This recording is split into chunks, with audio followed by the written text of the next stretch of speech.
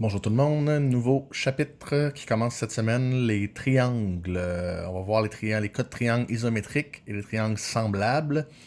On va aussi voir par la suite les relations métriques, donc qui sont des calculs qu'on peut faire à l'intérieur des triangles rectangles. Ce qui va nous rappeler notre théorème de Pythagore de l'an passé.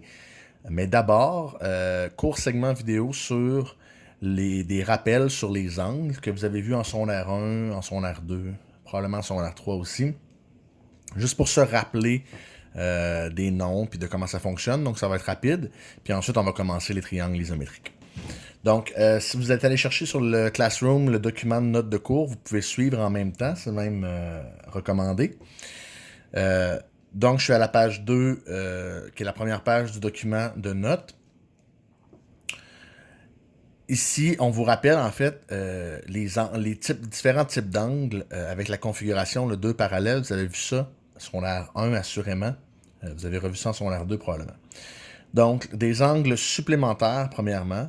Des angles supplémentaires, c'est des angles qui, ensemble, donnent 180 degrés. OK? Donc, ici, par exemple, les angles 1 et 2 sont supplémentaires. 3 et 4 aussi. 5 et 6 aussi. 7 et 8 aussi.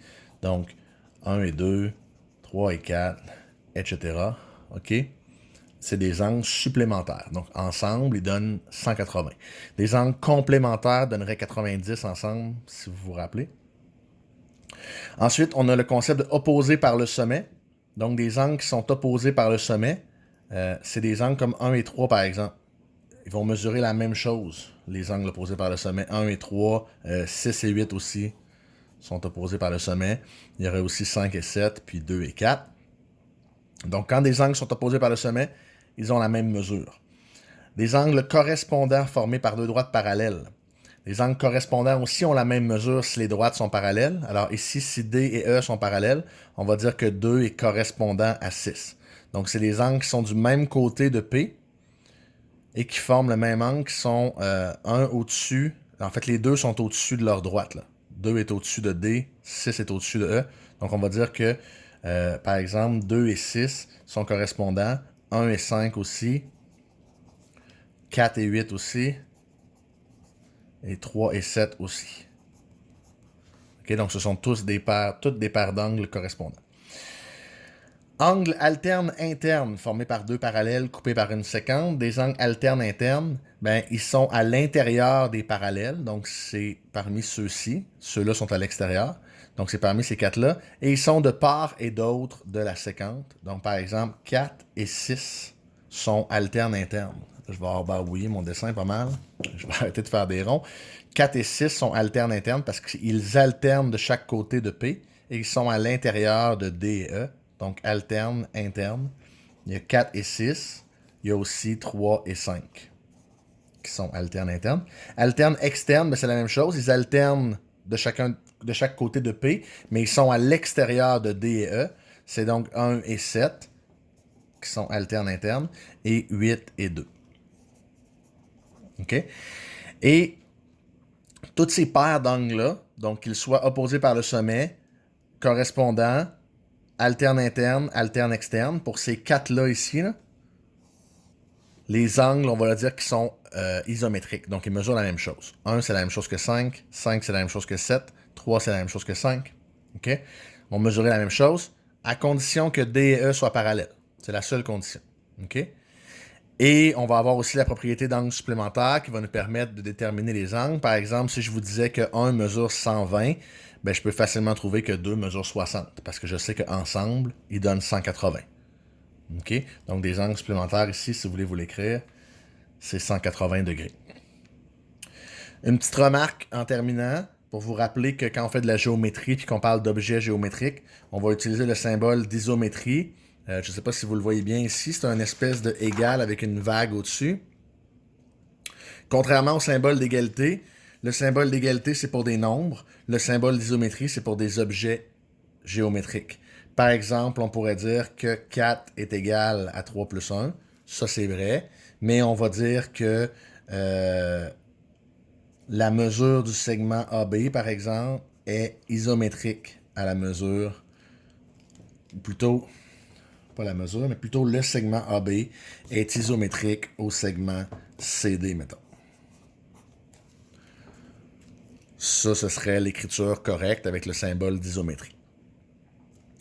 La page suivante, ce sont des exercices. Ce que je vous inviterai à faire, c'est d'aller lire les exemples, d'essayer de faire les exercices, donc de trouver les bonnes paires d'angles qui correspondent aux descriptions ici, et ensuite déterminer les mesures de X, Y et Z en bas. Mettez la vidéo sur pause, allez faire ça, puis revenez après, je vais le faire, fait que vous allez pouvoir vous corriger. Donc, numéro 1, on vous demande, sachant que les droites AB et CD sont parallèles, donc celle-là et celle-là sont parallèles, répondre aux questions suivantes. Deux angles opposés par le sommet. Ben, il y a plusieurs options. Il y a 1 et 3, 2 et 4, 6 et 7, 5 et 8. Si vous avez écrit n'importe lequel de cette paire-là, ça fonctionne. On va écrire 5 et 8, mais il y a 4 paires différentes qui fonctionnent.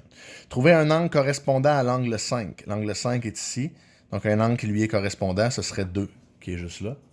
Donc, 2, c'est l'angle correspondant à 5.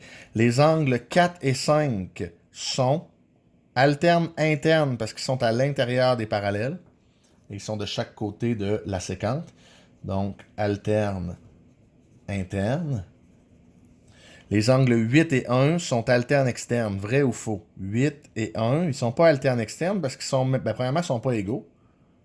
Puis, ils ne sont pas alternes, ils ne sont pas de chaque côté de la séquence, ils sont du même côté. Donc, ça, c'est faux. Trouve un angle alterne interne à l'angle 3. 3 est ici, donc alterne, ce serait de l'autre côté. Ce serait 6. 6, c'est un angle alterne interne avec 3. Et l'angle 8 et l'angle 2 sont opposés par le sommet. 8 et 2, ben non, parce que c'est pas le même sommet. C'est vrai qu'ils sont égaux, par exemple, mais ils ne sont pas opposés par le sommet. C'est faux. Numéro 2. Détermine la mesure de l'angle BDC, X, ici. Ben, la première étape, ça pourrait être de dire que l'angle DBC, OK, l'angle DBC, ben, c'est 70 degrés parce qu'il est opposé par le sommet. Il est opposé à l'angle de 70. OK? Fait que ça, c'est 70. Et finalement, ben, je peux trouver mon X comme ça parce que je peux faire 180 moins 70 plus 50. Parce que les angles intérieurs d'un triangle, c'est 180. Donc, je trouve que c'est 60 degrés pour mon angle X. On va voir plus tard dans les notes comment bien lister chacune de nos affirmations, justifications, comment faire une preuve finalement en géométrie. Ici, on va juste faire les calculs, je veux juste que vous voyez les propriétés, mais éventuellement, on va voir comment faire correctement une preuve en géométrie. La mesure de l'angle Y ici, ben Y, là, il est alterne interne, il est alterne externe, pardon, avec X. Fait que Y, il mesure aussi 60. Parce qu'il est alterne externe avec X. Et la mesure de l'angle Z, juste ici, ben Z, il est correspondant au 70 qui est là. Donc Z, c'est 70. Parce qu'il est correspondant à CBD. À l'angle CBD. Que je connais déjà. OK? Donc, on pouvait déjà maintenant les mesures, et c'est à ça que ça sert un peu ce qu'on va faire. Mais maintenant, on va s'attarder au triangle, donc prochaine vidéo.